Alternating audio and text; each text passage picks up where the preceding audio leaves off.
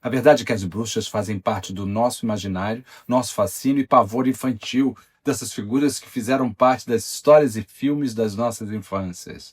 E aqui percebemos que há bruxas de todos os tipos, para todos os gostos, o que nos faz perceber que as bruxas são pop, fazem parte da cultura popular e humana. Mas a verdade é que muitos desses contos de fadas que conhecemos hoje têm raízes profundas na história real, uma história marcada pelo medo, pela intolerância e pela perseguição. Entre os séculos XV e XVII, a Europa mergulhou em um período sombrio de histeria coletiva.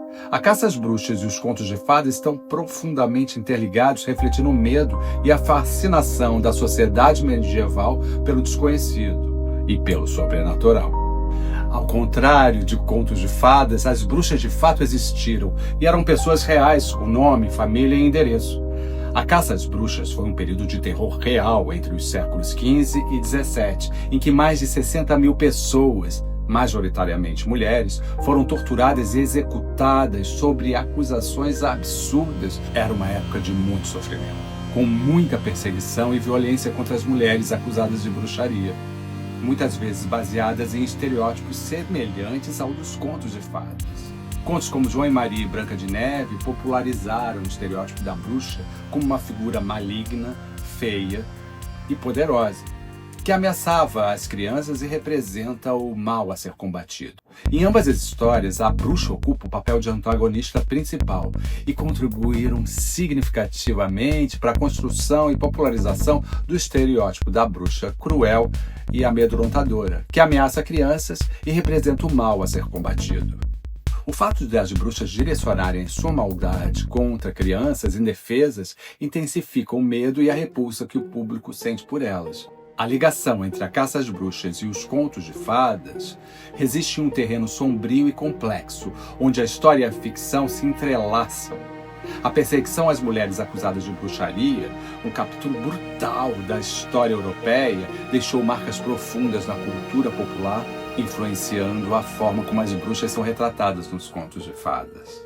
Nesse contexto, a figura da bruxa emergiu como um bode expiatório conveniente. Acusadas de pacto com o diabo, as bruxas eram responsabilizadas por trazerem desgraças sobre a comunidade. As acusações frequentemente surgiam de boatos e vinganças pessoais, e os julgamentos envolviam torturas brutais para arrancar confissões forçadas. As condenações resultavam em execuções públicas, geralmente na fogueira, como forma de punição e exemplo. A caça às bruxas se tornou uma forma de controle social, silenciando e punindo aqueles que eram considerados diferentes ou ameaçadores para a ordem estabelecida. Foi um período de perseguição e violência contra mulheres acusadas de bruxaria, muitas vezes baseada em estereótipos semelhantes ao dos contos de fada. O medo da feitiçaria, impulsionado por crises sociais, religiosas e políticas, se espalhou rapidamente. Acusações de pactos com o diabo e práticas de magia negra ecoavam de aldeia em aldeia. E as suspeitas logo recaíram sobre o grupo historicamente mais vulnerável, as mulheres. Em que mais de 60 mil pessoas, majoritariamente mulheres, foram torturadas e executadas sobre acusações absurdas como voar em vassouras ou fazer pactos com o diabo, em processos jurídicos reais. Era um período dominado por um puritanismo absoluto, onde a vida era uma batalha entre o bem e o mal. E para a maioria das pessoas, o mal poderia tomar conta de tudo, então era preciso estar alerta. A histeria coletiva, o machismo e a misoginia alimentavam essa perseguição, vitimando especialmente idosas, viúvas e mulheres que possuíam conhecimento sobre ervas medicinais. Na sociedade patriarcal da época, as mulheres solteiras, viúvas e independentes eram vistas com desconfiança. Sem um marido para controlá-las, não tinha um papel definido e ninguém para defendê-las de acusações infundadas. Não só as pobres, mas havia interesses secundários em fortunas alheias que poderiam ser saqueadas, matando-se a herdeira, digamos assim. As pessoas com fome de poder também achavam um atalho fácil para sua própria ascensão.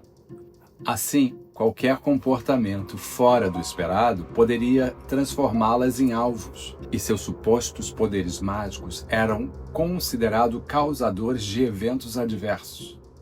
desde crises climáticas e econômicas, como a perda de colheitas.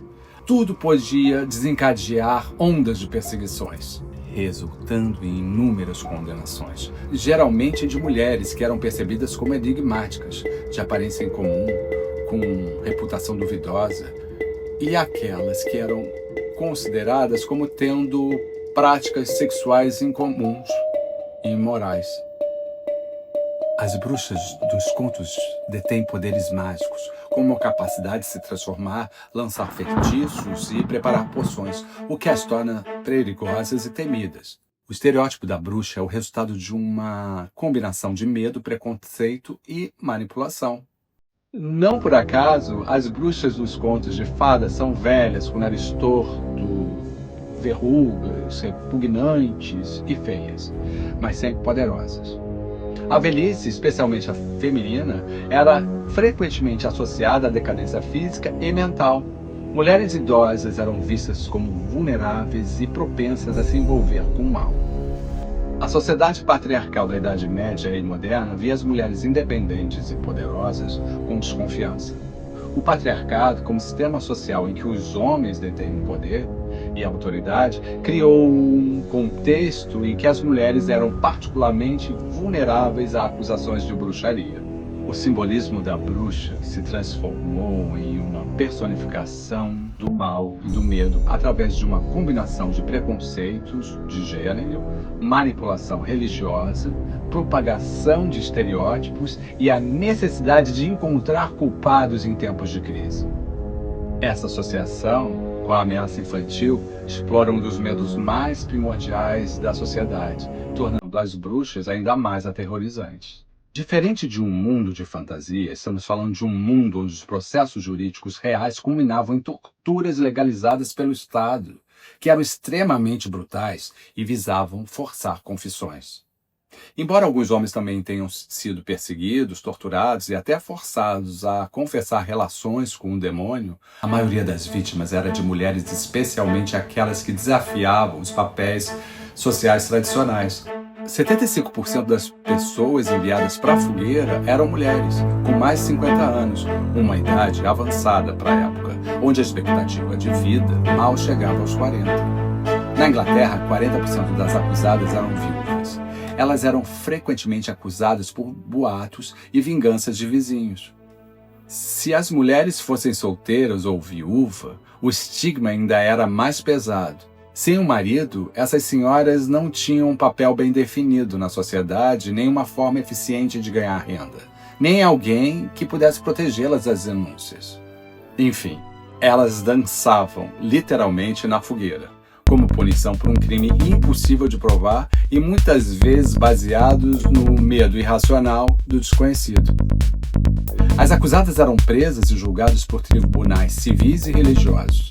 Elas eram submetidas a torturas brutais para confessar crimes imaginários, extrair confissões, muitas vezes levando a falsas acusações e a delações. Qualquer coincidência infeliz era suficiente para condenar alguém por magia negra.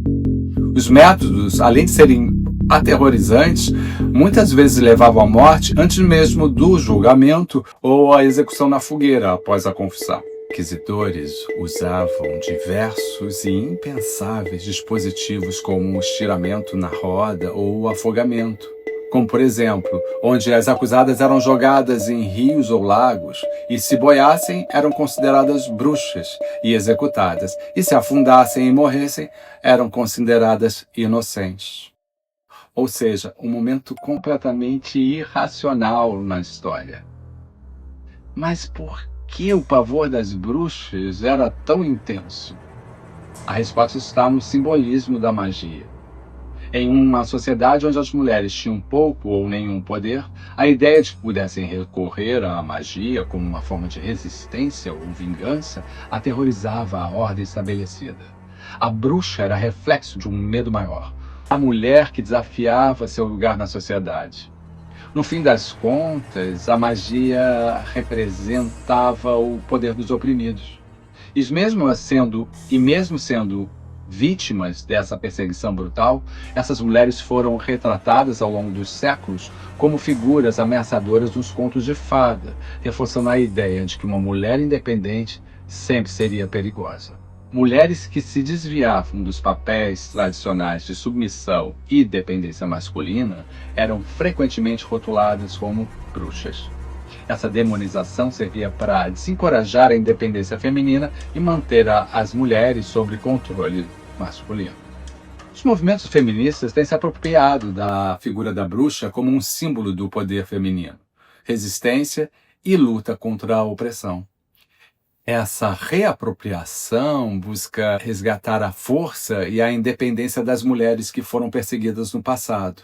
Em resumo, a bruxa como símbolo do poder feminino e resistência surge de uma releitura que destaca a luta contra a opressão patriarcal, o conhecimento e a independência das mulheres perseguidas durante a caça às bruxas.